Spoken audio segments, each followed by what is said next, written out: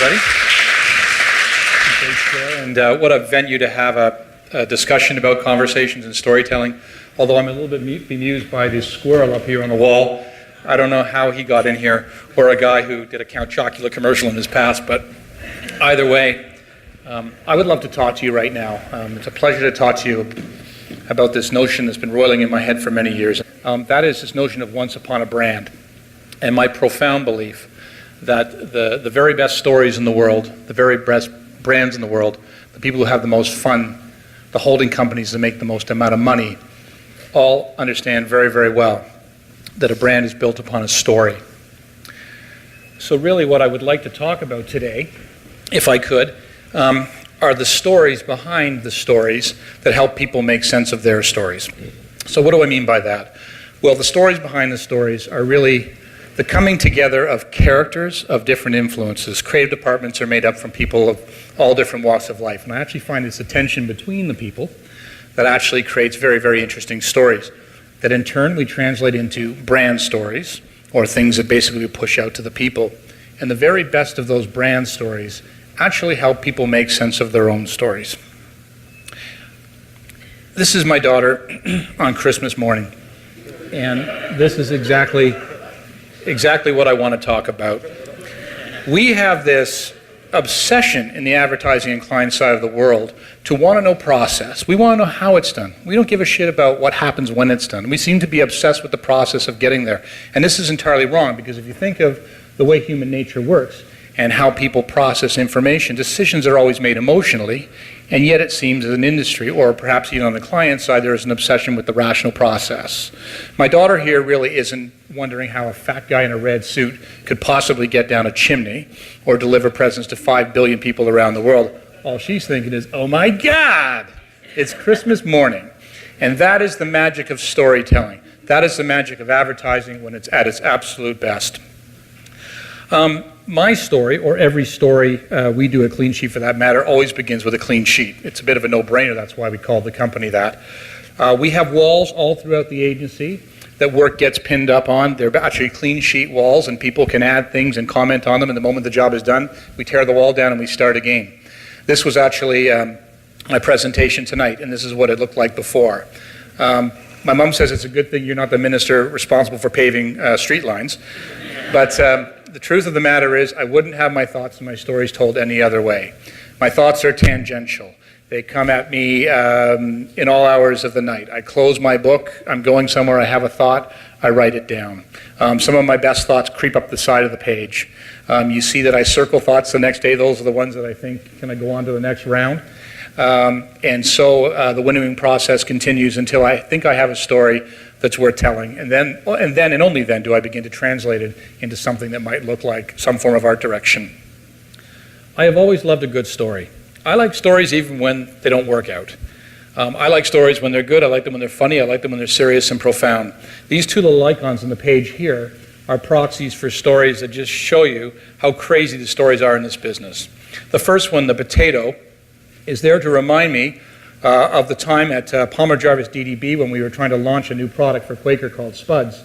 And we had decided to use Mr. Potato Head as the character. And as the story went, Mr. Potato Head came home from work one day in his car and caught his wife, Mrs. Potato Head, having an affair with the Spuds product and actually eating them.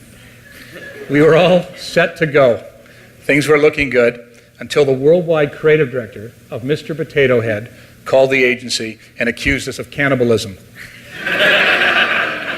I know it sounds crazy, but he had a real problem with Mrs. Potato Head eating the Spuds potato product.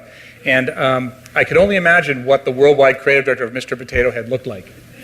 I had this image of an eyeball in his ear and an ear over in his mouth, and what a horrible sight. And I don't even know what his business card would look like, but good luck at the border trying to get anywhere in the world with a card like that. So that was the bizarre story, and I can't even tell my wife those stories. She goes, how was your day? I'm not going to tell her that story because she's going to ask me if I've been drinking again. So I don't even go there. But on the sadder side of things, the cigar is there to remind me of perhaps the saddest story that I ever encountered in this business. And that was after a Coca-Cola presentation, a very, very big, important presentation in New York City that had gone very well to the board of Coca-Cola. And I was invited at that point up into the inner sanctum of the holding company of one of the major multinationals in the U.S. And they stuffed a cigar in my mouth, and they put some port in my hand, and they were all wearing suspenders, and they all had brogue shoes and gray flannels, and they all looked the same. And I was there. I said, this is the greatest meeting ever. And wasn't that a great idea? Did you see the look on the chairman's face? And I was there trying to discuss ideas, and they shut me down because what they really wanted to discuss was moving money around the world through the international network. That Angola was threatening South Africa by flooding it with diamonds, so maybe what would be best would be to get the money out of the South African rand and put it into the British pound sterling, and so on and so forth.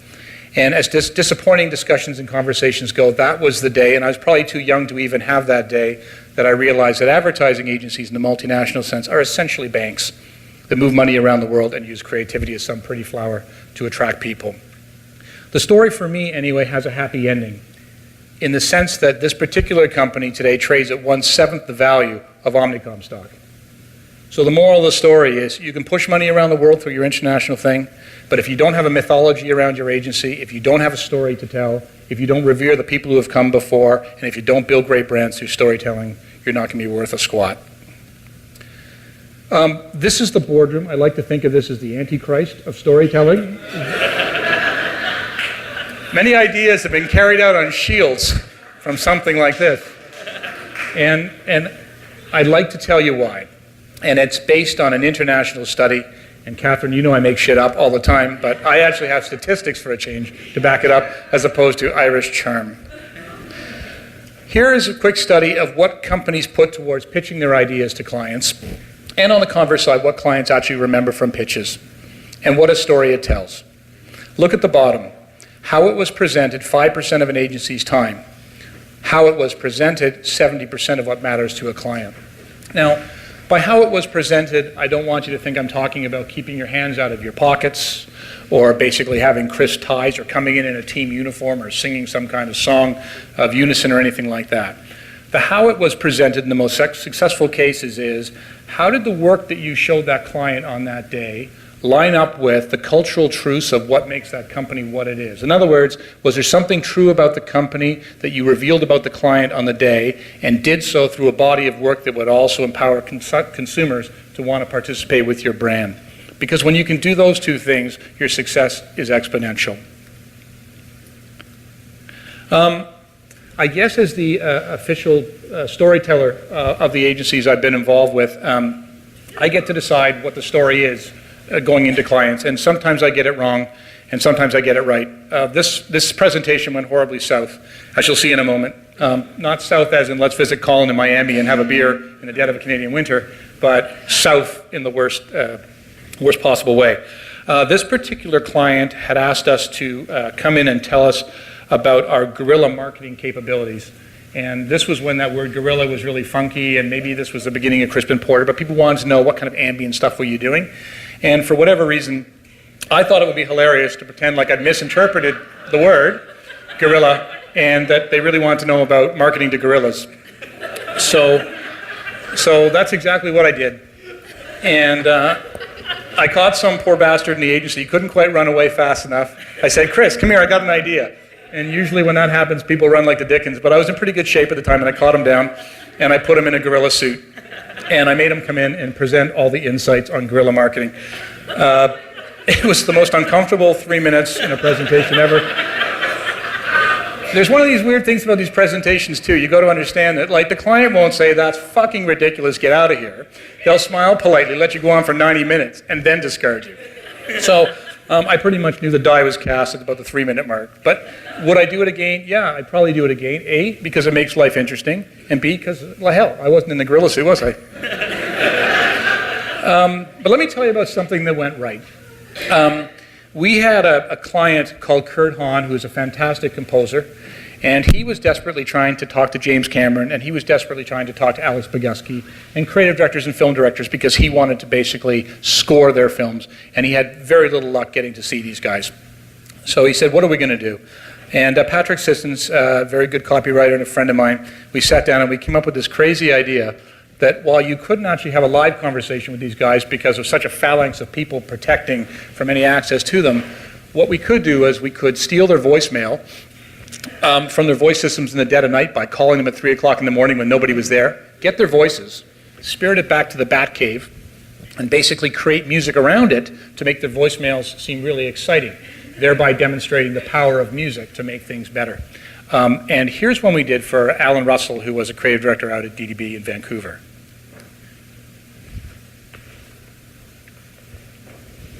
Hi, Alan Russell.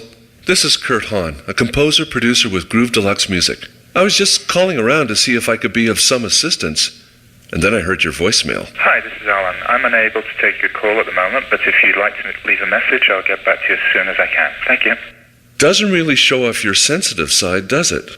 Have a listen to this. Hi, this is Alan.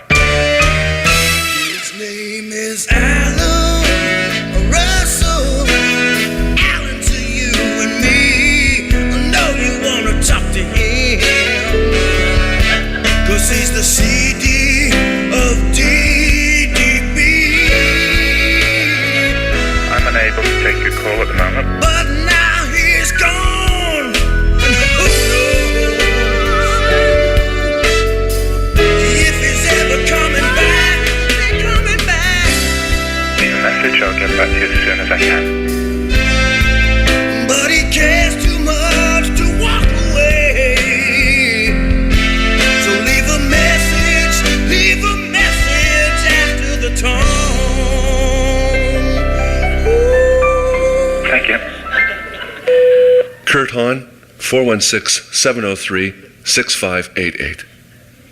So anyway, that was Kurt. The great thing was he got a call from absolutely everybody that he sent one of these mini pieces of film to, so it was 100% successful. So what's the point of all this, and what am I trying to say? Well, what I'm really getting at is the work we do may appear on pages, it may appear in television, on billboards and such, but the true measure of an idea is not that it opens up on a page so much as that the idea opens up in somebody's mind and actually creates a secondary conversation with that individual. Here's a particular example. There was a gentleman called Jeff Adams, who's a wheelchair athlete and a Paralympian, and he came to us one day and said, I'm going to climb the CN Tower. I'm going to pull myself up backwards in a wheelchair to raise awareness for people with disabilities. So we thought that was an amazing thing, and he actually did it, 1,776 stairs, which was quite extraordinary. But to get the message out, what we did was we decided to put advertising on all the staircases in Toronto that basically came up to a view of the CN Tower. So in this particular case, it said, come on, keep it up, you're doing great, you're 0.00087% the way there, which created all kinds of confusion in the customer and the consumer. But then when he got to the top, he said, September 26th, Jeff Adams will climb the stairs of the CN Tower in his wheelchair, and there was the URL to support the climb. What's important about this story is the words actually appeared on the stairs, but the real conversation actually happened at the top of the stairs. When the individual got to the top, and it was a conversation between probably the lactic acid in their legs at 20 sets of stairs, and then looking at the CN Tower and the immensity of the task at hand and imagining that a person in a wheelchair could actually deign to climb that. And that's really where one story leads on to a bigger story. So I did a lot of thinking about what conversation was, and I polled a lot of people in the office, and I talked to all kinds of different people. And the best definition collectively, I think, that we can come up for what conversation is, and it's a wonderfully sticky word, Trina. You should trademark it and put it in a vault. All right. It's a wonderful thought. It really is a wonderful thought. But to the best of my knowledge, a conversation really is a respectful and intuitive act of allowing people to feel good about buying. So it's really not about selling at all. It's actually about creating the circumstances through art and strategy and intuition that make people actually feel good about buying. So in this sense, it's not something that's incredibly logical. It's more the sum of a million details. It's very intuitive. Someone once said the difference between a great creative person and a hack lies in their ability to convey powerful meanings indirectly. And that is basically the key to storytelling. I'd like to tell you this story, to step outside of advertising for a moment, to tell a story about a friend of mine who's known worldwide as the Hasselblad paparazzi. Now, a Hasselblad camera is a classic portraiture camera. You can see it there in the middle. It's the kind of thing that Joseph Karsh would have used to take portraits. And what George P. Mantell did to distinguish himself on the red carpet was he would stand there with his Hasselblad and basically try and take one good shot of the celebrities on the red carpet. Meanwhile, everybody else was whirring their cameras away, basically trying to get any old shot. Because quite frankly, if you get a really bad shot, you can sell it to people or these magazines that really don't want to do anything but embarrass the stars with it. So George's thing was, Mr. Nicholson, may I take your Hasselblad? And what that story did was differentiated it from everybody else, but at the same time it opened up a different story inside the actors, which was, these people don't respect me, they don't want a good shot of me, they don't want to do anything but sell it to People magazine. But when they saw the Hasselblad, what it said was, this guy wants to take a good photograph of me, and from George's point of view it said, I'm different. And that's why he's very successful, and that's why all the stars want their photographs taken by George. So, in talking amongst the people who have built Cleansheet with me, and thinking of George's story, we articulate what it is that creates a great conversation. What are the three things? And we've distilled it down to three things: insight, optimism, and linkage. Insight simply means you come to the conversation through the advertising with something that is relevant and motivating to somebody. Optimism is that basically the message makes them feel empowered to make a difference. And linkage, which is something that people may misattribute to a Pantone color, or bombarding your consciousness with like 15,000 gazillion GRPs. Linkage is really a way of inextricably linking the proposition to your brand and your brand alone. I wanted to show you something to show, Colin is wonderful and talks about insights in the here and now. I have a bit of a different perspective on insights. One of my favorite types of insights is something that never goes out of style. This is the first commercial I think I ever made. It's 21 years old, and you'll have to forgive me because I made it when I was out west for Lotto 636.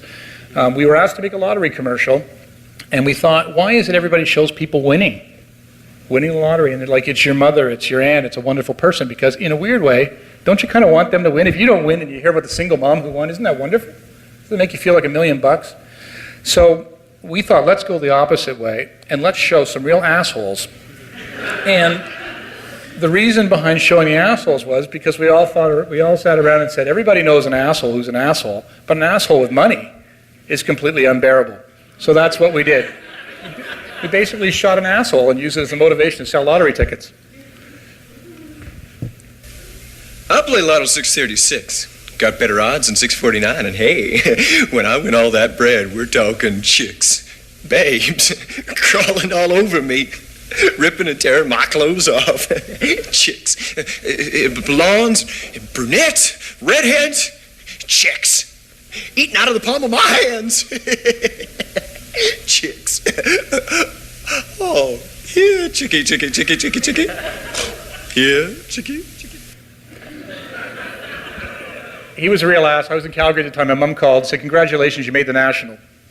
And sure enough, it got picked up. But in my entire life, I have never seen a sales spike that has gone quite like that. Because the truth of the matter is, it was very motivating to people not to let this guy win. The second point, beyond insight, is this notion of optimism. We live in a pretty ugly world. Drive from the airport to Toronto for the first 20 minutes, and you know what I'm talking about. People love beautiful things. That's why I think Helen of Troy, the face that launched 1,000 ships, we still talk about it. People love something that's aesthetically beautiful. I hope you can see this, and I'll describe it for those at the back who can't. This was when Kenora was on its deathbed. At Palmer Jarvis, we created this campaign. And our idea was to celebrate creativity as the unheralded cooking ingredient. So here we shot repeating bowls for this notion of delicious French onion soup. And here we created a forest scene and stuck soup spoons into the forest to basically sell wild mushroom soup. This was one of the easiest campaigns I think we've ever sold for a good idea, because what we simply did was we went into the Chatelaine magazine where they were going to be running their creative, and every time we saw a photograph of food, a recipe with food in it, or an article about food, we put a Post-it note on it, and by the time we had gone through Chatelaine, Christmas edition, we had 84 Post-it notes. So when we went to the client to sell this campaign, we said, you really have two options here. You can find the 85th way to shoot food, and pioneer some new technique in photography that's going to get the job done, or you can do something different. And we did something different. And the happy ending of the story as well is that their scores for appetite appeal and how good their product was went through the roof. So don't ever let a client tell you have to show their product to get people to believe that the product is a good product. And finally, linkage. This is something that I wrote 17 years ago. I think they just retired it. We kind of gave it away. I wish we could license it, but we didn't. But the point of the story is if you have linkage in your advertising proposition, it's actually an incredibly liberating thing because it allows you to take your advertising and venture farther afield because you have something so tight and inextricably linked to the brand holding it together. I'd like to talk quickly, sort of in winding this up to a close, about two other things that I believe about conversation. That is, counterintuitive to what a client would think, but if you can convince them to think otherwise, I think you'll have better conversation success. The first is something that I call beautiful losers. Clients typically want to have great-looking people in their ads because they believe their product is perfect, and therefore the people who consume the product is perfect. This is Carter on the left, and I'd like to talk about a commercial that we made for Carter for Elections Ontario. We had a premise that people weren't voting, but we thought, well, if we told them it was their democratic duty to vote, it would probably fall on deaf ears. But if we took the idea of someone speaking on your behalf, which is essentially what happens when you don't vote, and took it outside the realm of voting, we could create a pretty funny scenario. If this guy had been perfect, it wouldn't have been as funny. Carter here is a proxy for all of us. He's the reason Fred Flintstone is popular. Fred Flintstone is a beautiful loser. You love him because he's always trying and he's virtuous, but he never quite gets there, and that pretty much describes most of the population. So here's what we did.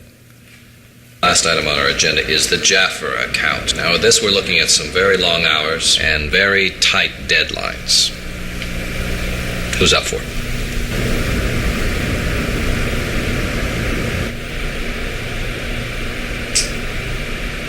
Carter can do it. He'd love to. Terrific.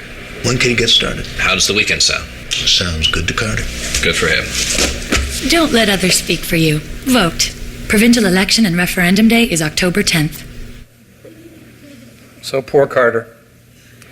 The second thing that's a trick of the trade, it's something I believe, and I've noticed kind of piling up like barnacles on my career over the years, is this penchant for nostalgia. And I'm down to 2 minutes, so I'm going to finish up. It's this penchant for nostalgia.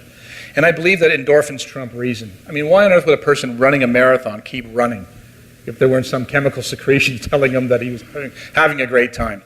I believe the same is true for advertising. We made this commercial when we launched the Chrysler minivan. You have to remember the time no minivan had ever been seen with double doors. We could have shot it in a factory. But one of the great things about nostalgia and bringing people back to their youth when they were at their happiest is you can release all these endorphins about how happy they were. And if you can plop your product in there, you can actually fire them into the future. I call this theory back to the future. You bring them back through nostalgia, you insert a modern product, and you shoot them off into a 50% market share.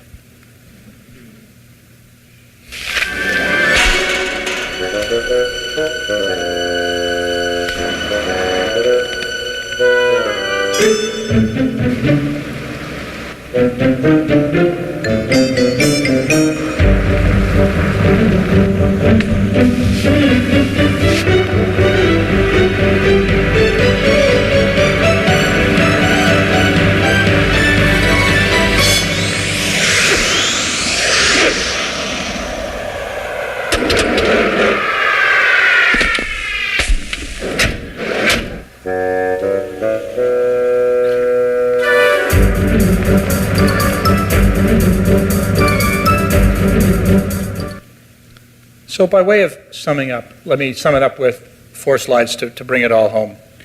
Another thing that's counterproductive to conversation is this notion of worshiping at the cult of busyness. Now, Colin and I both started in the business together. We worked at Scally McCabe Sloves, and on the wall of that agency was the slogan, if you're not in the office by midnight Saturday, don't bother coming in Sunday. There are a lot of people in this business who subscribe to that belief. And it's like muscle posers. They're always like filling out their timesheets. And I was here all weekend. I pulled an all-nighter. And oh my God, this and that. I realized actually fairly quickly on in the industry that the people with the best portfolios in the business actually didn't work the most amount of hours.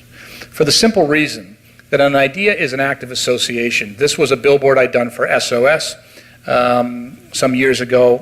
The idea of combining the Titanic with this disastrous product. SOS, the product itself, stands for Save Our Saucepans. But the point of this is simply, an idea is a feat of association, something that combines a rational truth about a product with something swirling in the emotional ethos on the other side in terms of how people live. And it's the ability to make those associations that actually makes you an effective conversationalist. So my final advice is, please don't be the person out there who says, hey, have you seen? Because there are a lot of these flying monkeys in the business now. They can Google about a millimeter deep on any subject, and they come into meetings and they don't even pay attention. They're on a computer Googling and they go, have you seen this? And have you seen that? And have you seen this? That's no way to have a conversation with anybody. I more aptly suggest that you be the person who goes out and actually has a life outside of our business so that you can stand up in a meeting and say, on the weekend I felt something, I saw something, I did something, I breathed something. Because that makes you real. And when you combine that emotional fodder with basically your ability to understand logic and understand briefs, it will make you a great conversationalist. So I end now the way I started this thing. I guess I've come full circle, a clean sheet of paper. It's daunting, it's terrifying, but in many ways it's a metaphor for everything that can be done in this world of conversations. The people you invite to it, the openness you approach it with, the passion and curiosity you put into that page will pay you back with the greatest conversations of your life. So thank you very much. I appreciate your listening to my 20 minutes, and there you go.